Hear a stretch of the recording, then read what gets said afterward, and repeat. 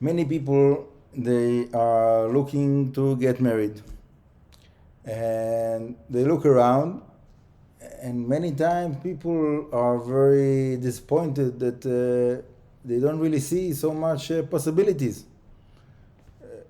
Men tell me that they don't see a woman and that is relevant for them, and women say that they don't see a man that is relevant for them. So that kind of feeling of being lonely and not finding the person to get married with is very hard, and it makes many people that I know, and I know that there's much more than that they don't know, that are really getting depressed because of that point. And sometimes it happens that after a long period of time that someone was looking and he didn't find someone that was relevant for him, so then they find someone that they see that there is a chance, there is a possibility for some reasons. But obviously no one is perfect, so in any case there is something that you have to compromise about. And the question is, what is the important points? What is how can you make up your mind if that's the right person for you to get married with? You don't really know the person until you get married with him. So it's not, there's people that are not religious, that they start by living together, and they live together for a long time, and only after a few years that they live together, then they decide to get married, and then they get married, and then they find out that they never knew this person, and they get divorced. There's many stories like that. I know stories like that. So it doesn't help to live together. Even to live together, it doesn't help to really know the person. Only when you get married with him, then it started the real test. So the question is, how can you choose who is the right person for you to get married with? So there is people, let's say there's many ladies that they're looking for a man with a good job, that earns have a good high salary and can support them in a nice lifestyle that they want to have. And that's for them is the that's the fundamental, that's the main thing. And if he's a nice person, good. If he's religious, okay, good. But for them, like, the main thing is that he will be able to support them financially. There is other ladies that what is important for them is that they want someone that is in shape, in good shape, strong, healthy, and that's the main thing. There is other people that what is important for them is that the person will be a spiritual person, that he will have, that he is someone that is dedicating time for spirituality, whatever that means. There is people that what's important for them is if he's keeping mitzvot, if he knows like the halachot, if he knows the mitzvot, that's what that is keeping all of that. And many times I say to people, you're looking for someone that is perfect, but there's no perfection, and you are not perfect. So how can you expect to get married with someone that is perfect? So someone that he have expectations that he will find someone that is also rich and also beautiful and also spiritual and also keeping all of the halachot and also a nice person and also full of joy and also so he's looking for someone that it doesn't exist. You're looking for someone that is perfect, so you don't find anyone. Obviously there's no one relevant. So you have to compromise about something. The question is, what are you compromising about? So you have to think, what is the real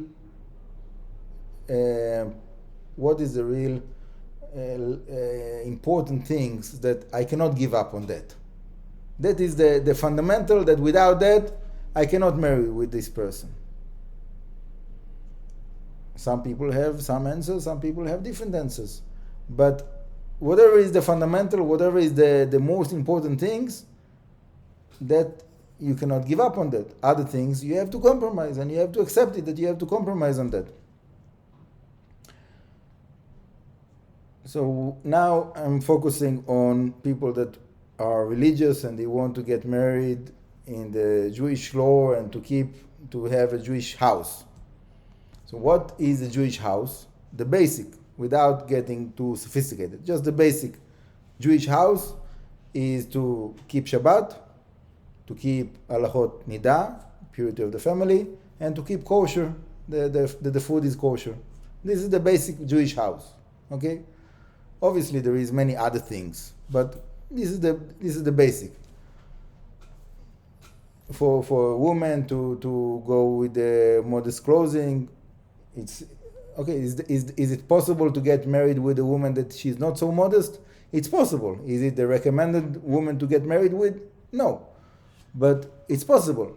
Yeah, I know people that they are religious and they are married with a woman that she's not so modest, unfortunately, and it's whatever. That's a for some people this is part of the basic, part of the fundamental.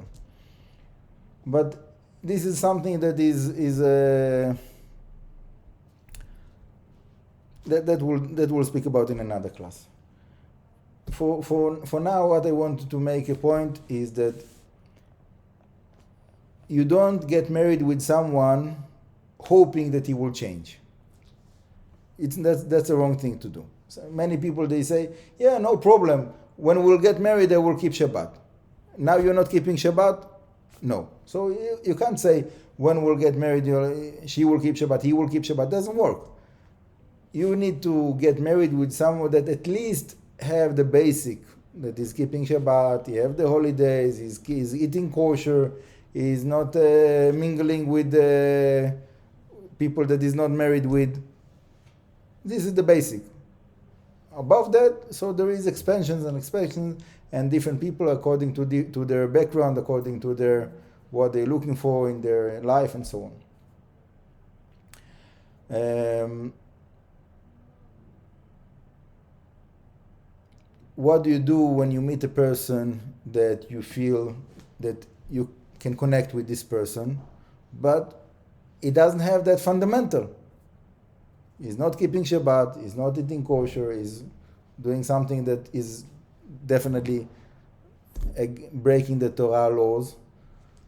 So is there a purpose to keep on communicating with a person like that, hoping that he will change, hoping that he will do tshuva now?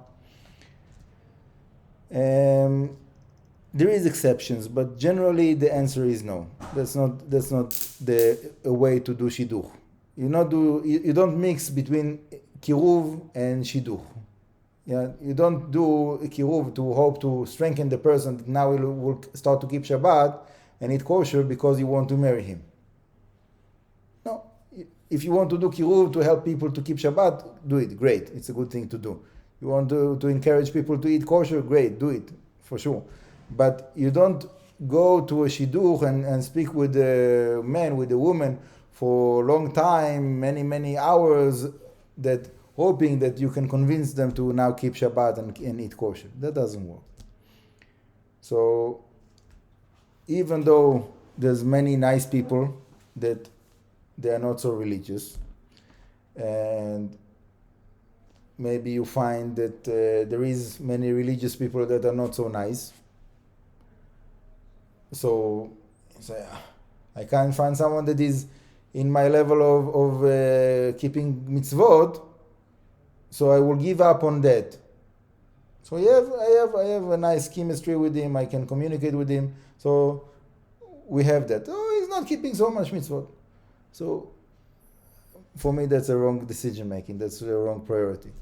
To have some kind of common level of to care about the Torah, to care about the mitzvot, that's definitely a fundamental priority for matchmaking to get married with the right person.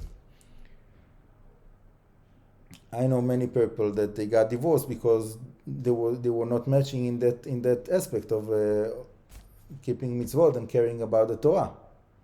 In both ways, there was ladies that their men were not religious enough for them, or men that his wife was not religious enough for him. That's a big reason that people are getting divorced, unfortunately.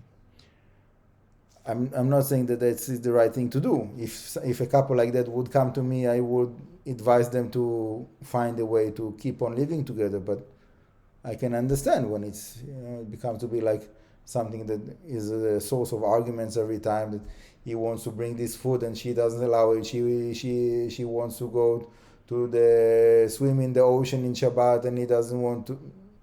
Obviously, so they will argue and always there will be fights in the house. So that's not someone. It's not a recommended marriage.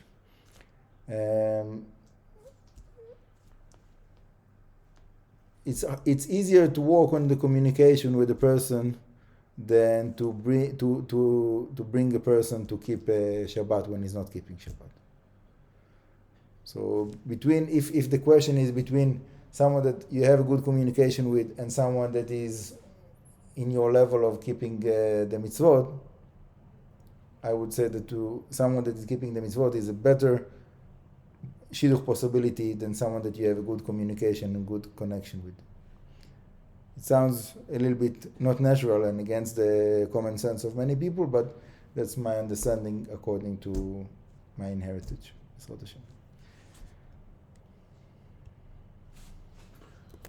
Okay, so in the Maaseh, so what